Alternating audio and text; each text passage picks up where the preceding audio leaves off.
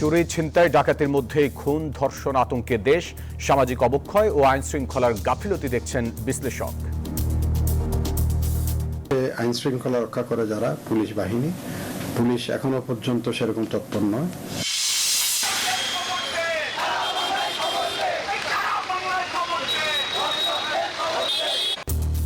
ধর্ষণের প্রতিবাদে ক্ষোভে ফুঁসছে দেশ। আমার দেশে আমার নিরাপত্তা নেই, তাহলে আমি কিসের জন্য লড়াই করলাম? বাইরে যেতে গেলে আমরা অনিরাপদ বোধ করছি। প্রকাশ্যে যদি কখনো শাস্তি না দেওয়া হয়, ধর্ষক কখনোই ভয় পাবে না। বিভিন্ন জায়গায় মশাল মিছিল, বিচার হবে 3 মাসে, আইন সংস্কারের উদ্যোগ। ধর্ষণের মামলায় 90 দিনের মধ্যে বিচার করতে হবে। ধর্ষণের মামলা 15 দিনের মধ্যে তদন্ত কাজ শেষ করতে হবে। মব জাস্টিসের আওয়াজ তুললেই গ্রেপ্তার, হুঁশিয়ারি তথ্য উপদেষ্টার। হিজবুত তাহরীরের প্রকাশ্য শোডাউন নিয়ে নানা প্রশ্ন। গুমের অভিযোগ নিয়ে ট্রাইব্যুনালের সাবেক রাষ্ট্রদূত। জুলাইয়ে উত্তরায় গণহত্যার তদন্ত প্রতিবেদন 12 মের মধ্যে দাখিলের নির্দেশ। ঢাকায় সরকার বদলালে দিল্লির সাথে সম্পর্ক পরিবর্তন হবে বললেন ভারতের সেনাপ্রধান। সুসম্পর্কের বার্তা রাজনাথ সিংহের। পুঁজিবাজারে ফ্যাসিবাদের ভূত তাড়ানোর দাবিতে বিক্ষোভ, কাজে ফেরাতে দফায় দফায় বৈঠক করলেন বিএসইসির চেয়ারম্যান। দর্শক, স্বাগত নিউজ 24 সংবাদে। পুরো সংবাদে আপনাদের সাথে আছি আমি ফয়সাল মাহমুদ। দেখছিলেন সংবাদ শিরোনামগুলি, চলে যাব পুরো খবরে। চুরি, ডাকাতি আর ছিনতাইয়ের পাশাপাশি নগরীতে নতুন আতঙ্ক, খুন, ধর্ষণ। সরকারের অভিযান ও পদক্ষেপেও থামছে না এসব অপরাধ। দায়িত্বশীলদের দাবি, আগের তুলনায় অনেক ভালো আইন শৃঙ্খলা পরিস্থিতি। বিশিষ্টজনেরা বলছেন, সামাজিক অবক্ষয় আর আইন শৃঙ্খলার গাফিলতির ঘটনায় বাড়ছে এসব অপরাধ। বিস্তারিত জানাচ্ছেন সজল দাস। ভুক্তভোগীকে দেখতে যখন হাসপাতালে স্বরাষ্ট্র উপদেষ্টা, তখনও ধর্ষণ, হত্যাকাণ্ড সহ নানা অপরাধের বিরুদ্ধে মাঠে সরব ক্ষুব্ধ মানুষ। প্রশ্ন, সরকারের এত শত আশ্বাসেও কেন স্বাভাবিক হচ্ছে না আইন শৃঙ্খলা পরিস্থিতি? আমরা যেন সুষ্ঠু বিচার নিশ্চিত করতে পারি এবং রেপিস্টরা যেন পরবর্তীতে মাথাচাড়া না দিয়ে উঠতে পারি। এই যে দর্শকরা পার পেয়ে যাচ্ছেন, যার ফলে কিন্তু এই অপরাধ প্রবণতা কিন্তু দিন দিন বেড়েই চলছে। আমাদের কিন্তু আইন শৃঙ্খলা পরিস্থিতি অবনতি হয়ে একটা দেশে একটা অরাজকতার অবস্থা সৃষ্টি হবে। আমরা এখন রাতের বেলা গাড়িতে যেতে ভয় পাই। অথচ কদিন আগেই মধ্যরাতে সংবাদ সম্মেলন করে যৌথ বাহিনীর বিশেষ অভিযান সহ নানা পদক্ষেপে আইন শৃঙ্খলা পরিস্থিতি স্বাভাবিক করার কথা জানিয়েছিলেন স্বরাষ্ট্র উপদেষ্টা। তারা এটা ভালোভাবে কার্যকর করবে এবং তারা যদি ভালোভাবে কার্যকর করতে না পারে তবে তাদের বিরুদ্ধে আমি একটা অ্যাকশন নেব। সামগ্রিক অবস্থার তেমন পরিবর্তন হয়নি, বরং আতঙ্ক, শঙ্কা বাড়ছে জনমনে। বিভিন্ন মানবাধিকার সংগঠনের তথ্য বলছে, গেল 2 মাসে নাজুক হয়েছে আইন শৃঙ্খলা পরিস্থিতি। বিশিষ্টজনেরা বলছেন, পুলিশ ও প্রশাসনে স্থবিরতার সুযোগ নিচ্ছে অপরাধীরা। সুশিক্ষিত হলে হবে না, স্বশিক্ষিত হিসাবে গড়ে তুলবে সেই উপাদানগুলি আমাদের শিক্ষা ব্যবস্থায় খুবই অভাব আছে। আমরা যারা জনগণ আছি তাদেরও এগিয়ে আসতে হবে। দেখেন, আমরা যখন কোনো কিছু এরকম দেখি, ইফটিজ করছে বা কিছু করছে, আমরা ভিডিও করাতে ব্যস্ত, আমরা ওখানে গিয়ে প্রতিহত করি না। আইনের সঠিক প্রয়োগ এবং দৃষ্টান্তমূলক শাস্তি না হওয়াকেও হত্যা, ধর্ষণের মতো অপরাধ বাড়ার কারণ বলে মনে করছেন কেউ কেউ। পুরো দেশের নারীরা পথে নেমে একটাই দাবি চাই, সেটি হচ্ছে ধর্ষকের সর্বোচ্চ শাস্তি। এক্সাম্পলারি পানিশমেন্ট, একটা এক্সাম্পলারি পানিশমেন্ট এখনো হয় নাই। তো এক্সাম্পলারি পানিশমেন্ট না হলে, যেমন ধর্ষণের পরে যখন কেস যেতে যায়, তারে দেখা যায় যে তার সাক্ষী নাই, সাবুত নাই, সে বেরিয়ে আসে আর উল্টা হুমকি দেয়। সাধারণ মানুষের প্রত্যাশা, দ্রুত স্বাভাবিক হোক আইন শৃঙ্খলা পরিস্থিতি, স্বস্তি ফিরুক জনজীবনে। সজল দাস, নিউজ 24, ঢাকা। ধর্ষণের প্রতিবাদ, ধর্ষকের সর্বোচ্চ শাস্তি এবং নারীদের নিরাপত্তার দাবিতে দেশের বিভিন্ন জেলায় মশাল মিছিল ও বিক্ষোভ করেছে সর্বস্তরের ছাত্র জনতা। রবিবার সন্ধ্যায় ধর্ষণ ও নিপীড়নের বিরুদ্ধে রংপুর নগরের টাউন গেট থেকে একটি মশাল মিছিল বের হয়ে প্রধান সড়ক প্রদক্ষিণ করে জাহাজ কোম্পানি মোড়ে এসে সমাবেশে মিলিত হয়। এ সময় বক্তারা বলেন, সারা দেশে প্রতিনিয়ত ধর্ষণের জন্য দায়ী সরকার। ধর্ষকদের 30 দিনের মধ্যে গ্রেফতার করা না হলে আরও কঠোর আন্দোলনের হুঁশিয়ারি দেন ছাত্র জনতা। এদিকে ধর্ষকদের সর্বোচ্চ শাস্তি নিশ্চিতের দাবিতে বাংলাদেশ কৃষি বিশ্ববিদ্যালয়ে বিক্ষোভ মিছিল ও প্রতিবাদ সমাবেশ করেছে শিক্ষার্থীরা। রোববার সন্ধ্যা 7টায় বিশ্ববিদ্যালয়ের সব আবাসিক হল থেকে শিক্ষার্থীরা আব্দুল জব্বার মোড়ে জমায়েত হয়ে এই সমাবেশ করে। আমরা এখানে শুধুমাত্র এসেছি যাতে ধর্ষকরা তাদের প্রাপ্ত শাস্তি পায় এবং যারা উপর মহলে বসে আছে তারা যেন তাদের কাজ করে, আর কাজ না করে যেন তারা পদত্যাগ করে দেয়। আমরা এই মঞ্চ থেকে সুস্পষ্টভাবে ঘোষণা দিতে চাই, যদি রংপুরের পুলিশ এই ব্যাপারে যদি কোনো কঠোর স্টেপ না নেয়, ধর্ষককে ধরা না হয়, 72 ঘন্টার মধ্যে আমরা কঠোর কর্মসূচি ঘোষণা করব। ধর্ষকের সর্বোচ্চ শাস্তির দাবি এবং নারীর প্রতি সহিংসতার প্রতিবাদ জানিয়েছে ঢাকা বিশ্ববিদ্যালয় বুয়েটের শিক্ষক শিক্ষার্থীরা। ক্লাস পরীক্ষা বর্জন করে বিক্ষোভ মিছিল ও মানববন্ধন করেন তারা। ধর্ষণ ও নারী নির্যাতন ঠেকাতে অপরাধীদের দ্রুততম সময়ে দৃষ্টান্তমূলক শাস্তির দাবি জানান বিক্ষুব্ধরা। ধর্ষণের প্রতিবাদী নানা স্লোগানে মুখর রাজপথ। বিচার দাবিতে বিক্ষোভ মিছিলে রোববার দিনভর উত্তাল ঢাকা বিশ্ববিদ্যালয় ক্যাম্পাস। মাগুরায় 8 বছরের শিশু ধর্ষণ সহ সারা দেশে নারী নির্যাতনের প্রতিবাদে ক্লাস পরীক্ষা বর্জন। মিছিল ও মানববন্ধনে একাট্টা হয় বিশ্ববিদ্যালয়ের শিক্ষক শিক্ষার্থীরা। ধর্ষকদের উপযুক্ত শাস্তির দাবি নিয়ে জড়ো হয় রাজু ভাস্কর্য ও অপরাজেয় বাংলার পাদদেশে। আমার দেশে আমার নিরাপত্তা নেই, তাহলে আমি কিসের জন্য লড়াই করলাম? আমার এতগুলো ভাই প্রাণ দিল, কিসের জন্য প্রাণ দিল? প্রকাশ্যে যদি কখনো শাস্তি না দেওয়া হয়, ধর্ষক কখনোই ভয় পাবে না। সারা দেশে নির্মমভাবে ধর্ষণের ঘটনা ঘটছে, শিশুরাও ছাড় পাচ্ছে না। এ অবস্থায় সরকার দৃষ্টান্তমূলক পদক্ষেপ নিতে পারছে না বলে অভিযোগ করেন বিক্ষুব্ধরা। কিন্তু কোনো ধর্ষণের সেই ধরনের দৃষ্টান্তমূলক বিচার আমরা দেখি নাই। আমরা চাই এই ধরনের ঘটনা দৃষ্টান্তমূলক বিচার। এখানে যত ধরনের রেপ ঘটেছে সবগুলোর দ্রুত বিচার পদ্ধতির মাধ্যমে এটা সুরাহা করতে হবে। নারীর প্রতি সহিংসতা সৃষ্টিকারীদেরকে দৃষ্টান্তমূলক শাস্তির আওতায় আনতে হবে। এটি শুধু কথায় বললে হবে না, কাজেও প্রমাণ করে দেখাতে হবে। প্রতিবাদে মানববন্ধন করে বাংলাদেশ প্রকৌশল বিশ্ববিদ্যালয় বুয়েট শিক্ষার্থীরা। রাস্তায় নামে ঢাকা মেডিকেল কলেজের শিক্ষার্থীরাও। সেখানে ধর্ষকের সর্বোচ্চ শাস্তির দাবি জানান তারা। এই অভ্যুত্থানের পরে সে কোনো প্রকার নিরাপত্তা দিতে পারেই না, অথচ স্বরাষ্ট্র উপদেষ্টা দিনের পর দিন উল্টাপাল্টা বক্তব্য দিয়ে যায়। রাতের 3টা বাজে এসে প্রেস মিটিং করে আমাকে আপনার সিরিয়াস দেখানোর দরকার নাই। আমি সিরিয়াসনেস রাস্তায় দেখতে চাই। ধর্ষণ প্রতিরোধে শিক্ষার্থীদের বিক্ষোভে উত্তাল ছিল রাজধানীর বিভিন্ন বেসরকারি বিশ্ববিদ্যালয় আঙিনাও। ধর্ষণ প্রতিরোধে দ্রুত বিচার ট্রাইব্যুনাল গঠনের দাবি জানান শিক্ষক ও শিক্ষার্থীরা। বাইরে থাকতে হবে, পর্দা করতে হবে, তাহলে এই 3 বছরের বাচ্চা, 7 বছরের বাচ্চা, 8 বছরের বাচ্চা এদের কি দায়ী? নির্যাতনের ঘটনায় আইনি প্রক্রিয়া ও বিচারিক কার্যক্রম দ্রুত সময়ে করার জন্য প্রয়োজনীয় পদক্ষেপ গ্রহণ করতে হবে। অন্তর্বর্তী সরকার যদি ব্যবস্থা না নেয় তাহলে আবারও মাঠে নামবে বলে হুঁশিয়ারি দেন শিক্ষার্থীরা। রিয়াদ সুমন, নিউজ 24, ঢাকা।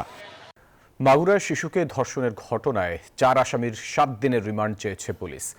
আদালতের সামনে বিক্ষোভ করেছেন শিক্ষার্থীরা। পরে ঢাকা খুলনা মহাসড়ক অবরোধ করেন তারা। এদিকে আজও শিক্ষার্থীরা বিভিন্ন বিশ্ববিদ্যালয়ে বিক্ষোভ করেছেন। ধর্ষণের ঘটনার সুষ্ঠু তদন্ত ও দ্রুত দোষীদের সর্বোচ্চ শাস্তির দাবি জানান তারা। প্রতিনিধিদের তথ্য ছবিতে ডেস্ক রিপোর্ট। মাগুরায় শিশু ধর্ষণের ঘটনায় মাগুরা চিফ জুডিশিয়াল ম্যাজিস্ট্রেট আদালতের সামনে সেনাবাহিনীর উপস্থিতিতে অবরোধ করে ছাত্র জনতা। ধর্ষকের সর্বোচ্চ শাস্তির দাবিতে 11:30 থেকে শুরু হয় তাদের প্রতিবাদ। এ সময় তারা আদালত চত্বরে প্রবেশের চেষ্টা করে। পরে দুপুর 2টায় প্রশাসনের হস্তক্ষেপে পরিস্থিতি শান্ত হয়। তারা কর্মসূচি সমাপ্ত করে। এর ধারাবাহিকতায় সোমবার সকাল 10টায় সরকারি হোসেন শহীদ সোহরাওয়ার্দী কলেজ থেকে লং মার্চ কর্মসূচির ঘোষণা দেন তারা। দেশজুড়ে ধর্ষণের প্রতিবাদে ও ধর্ষকদের কঠোর শাস্তির দাবিতে বিক্ষোভ সমাবেশ ও মানববন্ধন করেছে চট্টগ্রাম মেডিকেল কলেজের শিক্ষার্থীরা। দ্রুত ধর্ষকদের গ্রেপ্তার করা না হলে আরো কঠোর অবস্থানে যাবেন এমন হুঁশিয়ারিও দেন আন্দোলনকারীরা। আমরা আর চাচ্ছি না যে আমাদের দেশে কোনো নৈরাজ্য হোক, কোনো মেয়ার এ ধরনের কোনো কিছু নির্মমতার শিকার হোক। আমরা চাচ্ছি যে একটা সুন্দর দেশ হোক, একটা নিরাপদ দেশ হোক। আমরা প্রতিবারই দেখি যে আমাদের বলা হয় যে দর্শকদের ফাঁসি দেওয়া হবে কিংবা তাদের দৃষ্টান্তমূলক শাস্তি দেওয়া হবে, কিন্তু কয়েকদিন পরে এটা আবার নাই হয়ে যায়। তো আমরা এখন পর্যন্ত পুরো দর্শকদের দৃষ্টান্তমূলক শাস্তি হতে দেখি নাই। একই চিত্র ছিল রাজশাহী বিশ্ববিদ্যালয়ে। রোববার সকালে ক্যাম্পাসের প্যারিস রোড থেকে বিক্ষোভ শুরু হয়। এই সময় শিক্ষার্থীরা বলেন, ধর্ষকের সর্বোচ্চ শাস্তি নিশ্চিত না হওয়া পর্যন্ত এই আন্দোলন অব্যাহত থাকবে। আমাদের দাবি হচ্ছে যত দ্রুত সম্ভব বিশেষ ট্রাইব্যুনাল গঠন করে ধর্ষকের বিচার নিশ্চিত করতে হবে। পরে 11:30টায় বিশ্ববিদ্যালয়ের প্রধান ফটকের সামনে ঢাকা রাজশাহী মহাসড়ক অবরোধ করেন তারা। 1 ঘন্টা পর সড়ক থেকে তারা চলে গেলে যান চলাচল স্বাভাবিক হয়। ধর্ষণের প্রতিবাদে বিক্ষোভ মিছিল ও মানববন্ধন করেছে রংপুর কারমাইকেল কলেজের শিক্ষার্থীরা। দুপুর 2টার দিকে কলেজ ক্যাম্পাসে একটি বিক্ষোভ মিছিল বের করা হয়। ক্যাম্পাস ঘুরে শেষে কলেজের মেইন গেটের সামনে মানববন্ধন করেন শিক্ষার্থীরা।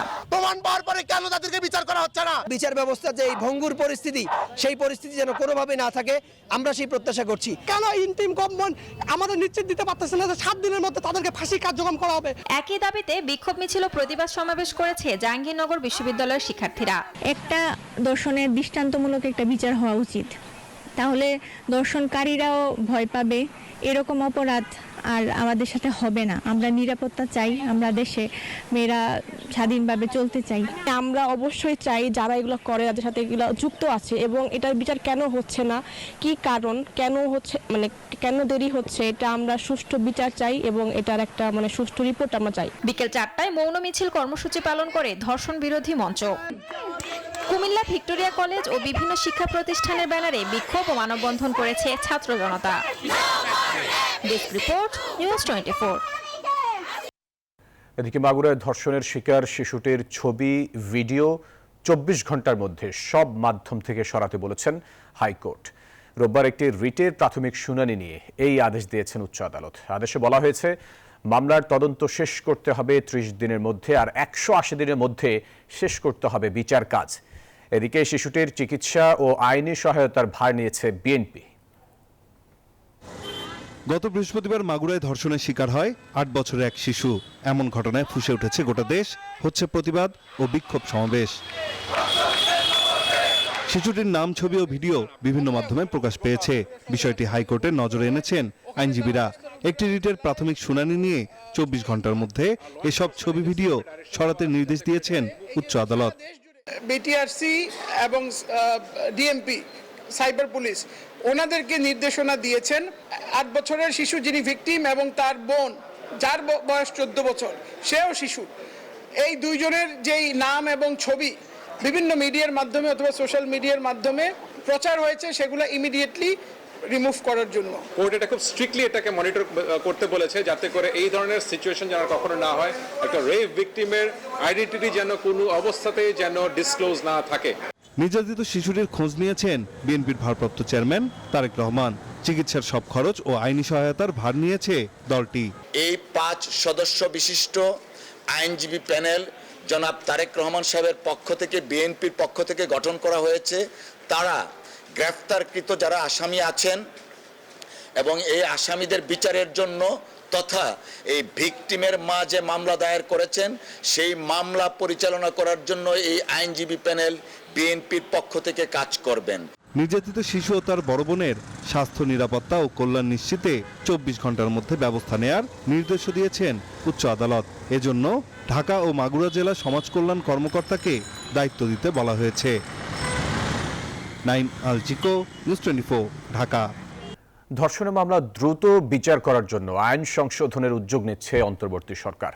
90 দিনের মধ্যে এ সংক্রান্ত মামলার বিচার কাজ শেষ করতে হবে, তদন্ত শেষ করতে হবে 15 দিনের মধ্যে। সচিবালয়ের সংবাদ সম্মেলনে এসব তথ্য জানিয়েছেন আইন উপদেষ্টা আসিফ নজরুল।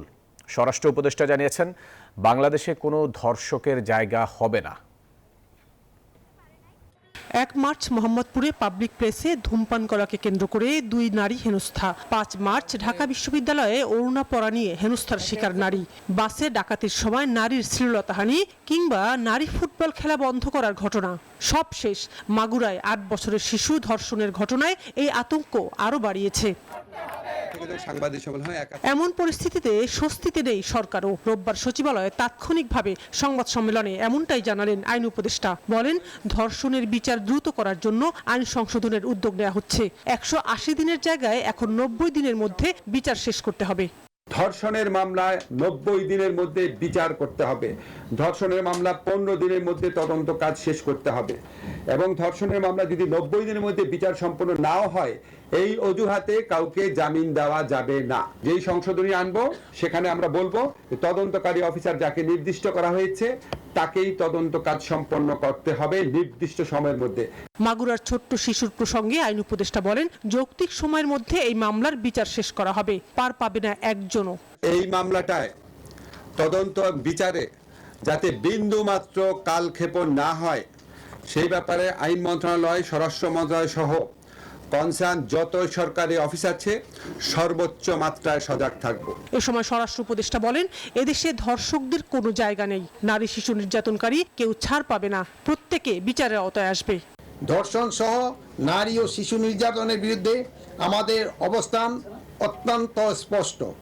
আমি আইন শৃঙ্খলা রক্ষার বাহিনীকে ধর্ষণ সহ সকল ধরনের নারী ও শিশু নির্যাতনের বিরুদ্ধে কঠোর অবস্থান নেওয়ার নির্দেশ দিয়েছি।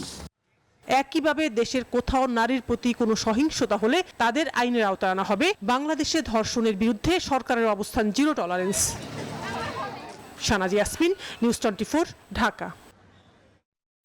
এবার অন্য প্রসঙ্গ। আয়নাঘরের 40% ভেঙে ফেলা হয়েছে বলে দাবি সাবেক রাষ্ট্রদূত ও অতিরিক্ত পররাষ্ট্র সচিব এম মারুফ জামানের। রোববার গুমের অভিযোগ আন্তর্জাতিক অপরাধ ট্রাইব্যুনালে দাখিলের পর এমনটাই জানান তিনি। বিনা কারণে তাকে বন্দী করে রাখা হয়েছিল বলেও দাবি করেন তিনি। এদিন ঢাকা উত্তর সিটির সাবেক মেয়র আতিকুল ইসলাম, আওয়ামী লীগের শিক্ষা বিষয়ক সম্পাদক শাহিনুর মিয়া সহ 9 জনের বিরুদ্ধে 12ই মে তদন্ত প্রতিবেদন দাখিলের নির্দেশ দিয়েছেন ট্রাইব্যুনাল। সাবেক রাষ্ট্রদূত এম মারুফ জামান আয়নাঘরে বন্দী ছিলেন 16 মাস।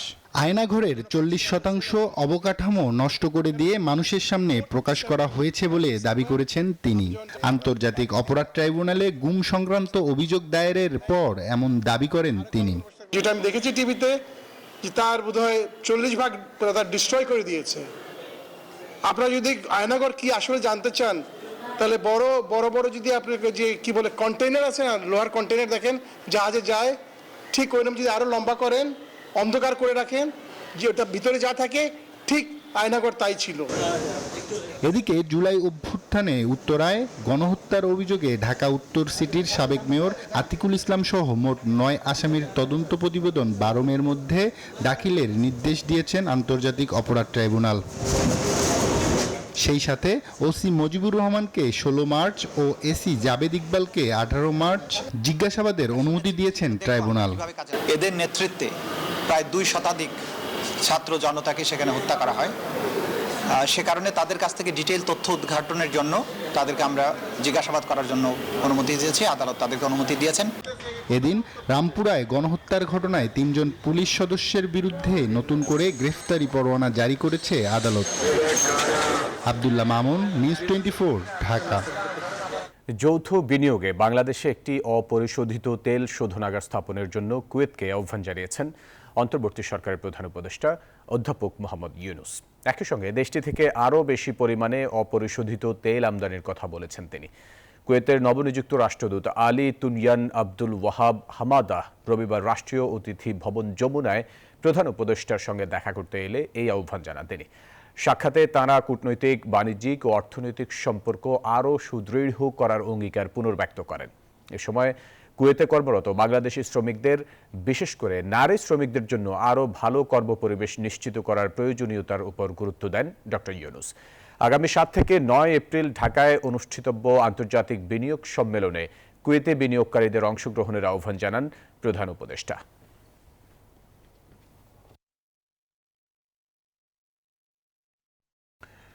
গত 7-8 মাসে যত মব জাস্টিস হয়েছে সবগুলোর তথ্য আছে সরকারের কাছে।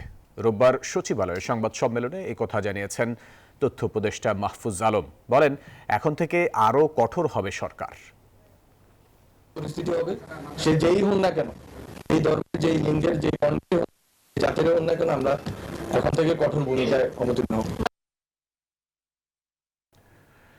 নিষিদ্ধ সংগঠন হিজবুত তাহরিরের হঠাৎ শোডাউন নিয়ে তৈরি হয়েছে নানা প্রশ্ন। আইনশৃঙ্খলার গাফিলতিতেই নিষিদ্ধ সংগঠনের এমন শোডাউন বলে মনে করছেন বিশেষজ্ঞরা। তাদের শঙ্কা, উগ্রবাদ দমন করা না গেলে ভয়াবহ নিরাপত্তার হুমকিতে পড়বে দেশ। বিস্তারিত জানাচ্ছেন মাসুদ আলাবনী।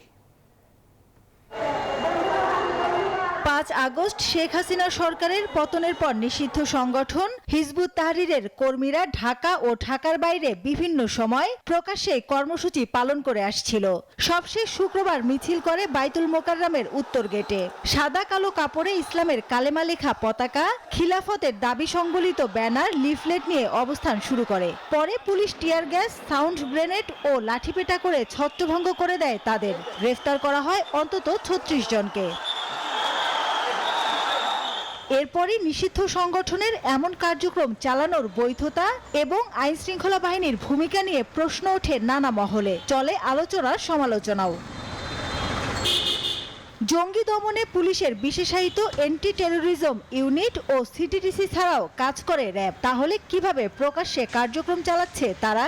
এই জঙ্গি বা এগুলো এক্সট্রিমিজমের পার্সপেক্টিভটাও চেঞ্জ হয়ে গেছে। তবে এই ইনফরমেশনটা ছিল যে তারা করতে পারবে, কিন্তু এতটা ব্যাপক হবে এটা আমরা আন্দাজ করতে পারি।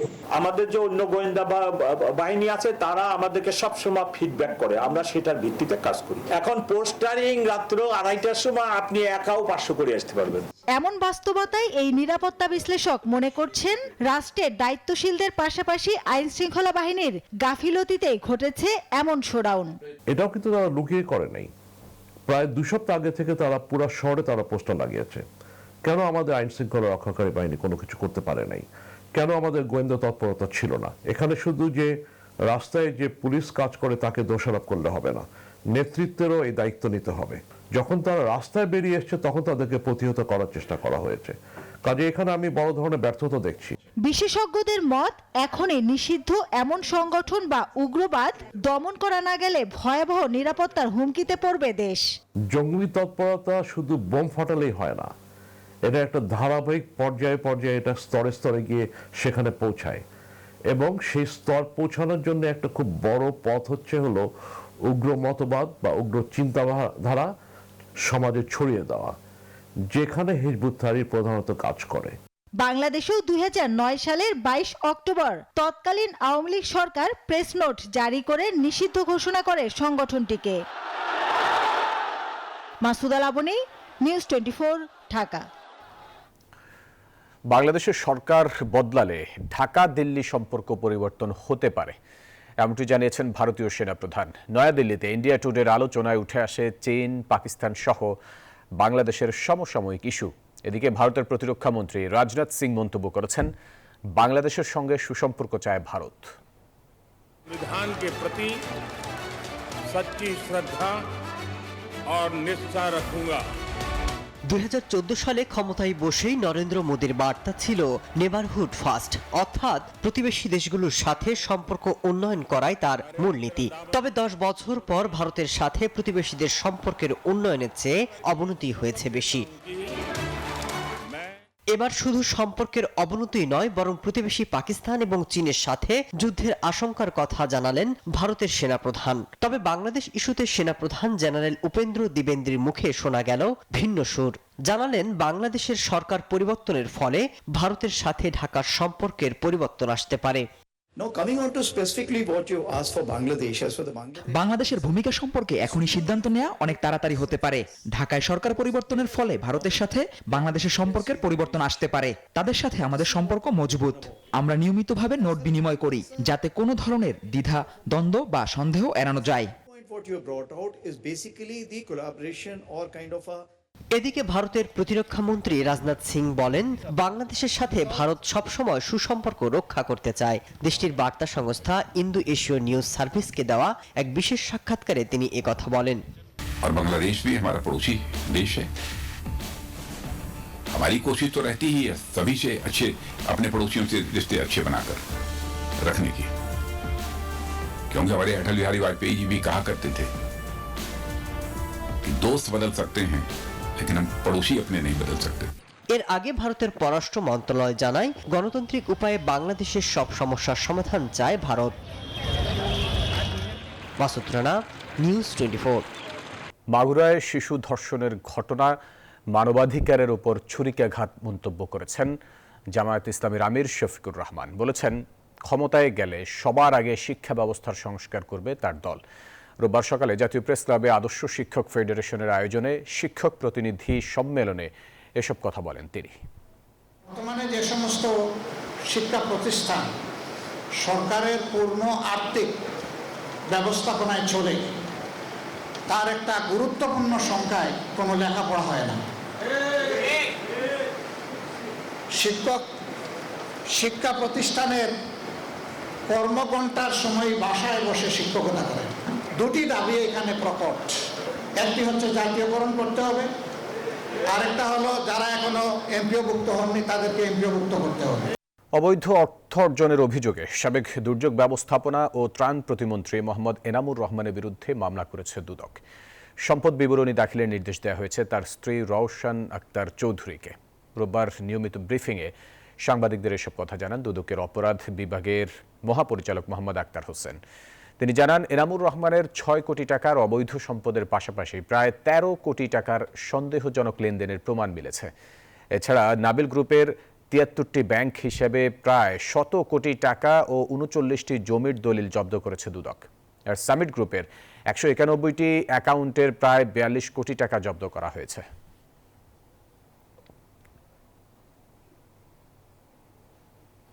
এবার অর্থ বাণিজ্য সংবাদ। পুঁজিবাজারের অনিয়ম দুর্নীতি তদন্ত করে দোষীদের বিচার নিশ্চিত করা জরুরি। রোববার বিএসইসির সঙ্গে বৈঠক শেষে এই কথা বলেন ঢাকা স্টক এক্সচেঞ্জের চেয়ারম্যান মমিনুল ইসলাম। তিনি জানান, বাজারে নজরদারি বাড়ানো হয়েছে যাতে বিদ্যমান পরিস্থিতিতে অপ্রত্যাশিত কিছু না ঘটে। এদিকে বিএসইসি প্রধান জানালেন, আন্দোলনে থাকা কর্মকর্তারা কাজে ফিরেছেন। গেল 4 আগস্ট নির্বাহী পরিচালক পদমর্যাদার একজন কর্মকর্তাকে বাধ্যতামূলক অবসরে পাঠায় পুঁজিবাজার নিয়ন্ত্রক সংস্থা Bangladesh securities and exchange commission BSEC. প্রতিবাদে পরদিন থেকে সংস্থার চেয়ারম্যান ও কমিশনারদের পদত্যাগ দাবিতে আন্দোলনে নামেন কর্মকর্তা কর্মচারীরা। সপ্তাহের প্রথম কর্মদিবস রোববার বিএসইসির কার্যক্রম স্বাভাবিক হতে শুরু করলেও নিরাপত্তার চাদরে ঢাকা কার্যালয়। এদিন বেলা 11টায় বিএসইসির কার্যালয়ে আসেন ডিএসই সিএসইর প্রতিনিধি সহ বাজারের অংশীজনরা। জানান, চলমান পরিস্থিতিতে বিনিয়োগকারীদের আশ্বস্ত করতেই এই বৈঠক। বিনিয়োগকারীদের আপনাদের আশ্বস্ত করতে হবে যা ঘটার ঘটে গেছে, এই ধরনের ঘটনা আর যেন পুনরাবৃত্তি না হয়, তার জন্য আমাদের সকলকে ঐকান্তিকভাবে একসাথে কাজ করতে হবে। বিগত বছরগুলোতে যে অনিয়ম হয়েছে, দুর্নীতি হয়েছে, তার বিশদ তদন্ত এবং সংশ্লিষ্ট ব্যক্তিদের বিচারের আওতায় নিয়ে আসা অত্যন্ত গুরুত্বপূর্ণ। চলমান যে তদন্ত কার্যক্রম, তার সাথে বাজার সংশ্লিষ্ট আমরা সবাই একাত্মতা ঘোষণা করছি। বিএসইসি চেয়ারম্যান জানালেন, কর্মবিরতি প্রত্যাহার করে কাজে ফিরেছেন কর্মকর্তারা। ওনারা আমাদেরকে সমস্ত সহযোগিতা এবং সব ধরনের সাপোর্ট দিয়ে যাবেন সেই কথা বলেছেন। আর এটার সাথে সাথে আমরা দেখতে পাচ্ছি আমাদের যারা কর্মচারী আছে ওনারাও কাজে ফেরত আসছেন। তবে মামলায় নাম থাকা 16 কর্মকর্তার অফিস না করার বিষয়ে প্রশ্ন করা হলে এড়িয়ে যান খন্দকার রাশেদ মাকসুদ। ঠিক আছে, thank you. Walid Sakib, news 24, Dhaka. দর্শকের ছিল সংবাদে। এতক্ষণ সাথে থাকার জন্য ধন্যবাদ সবাইকে।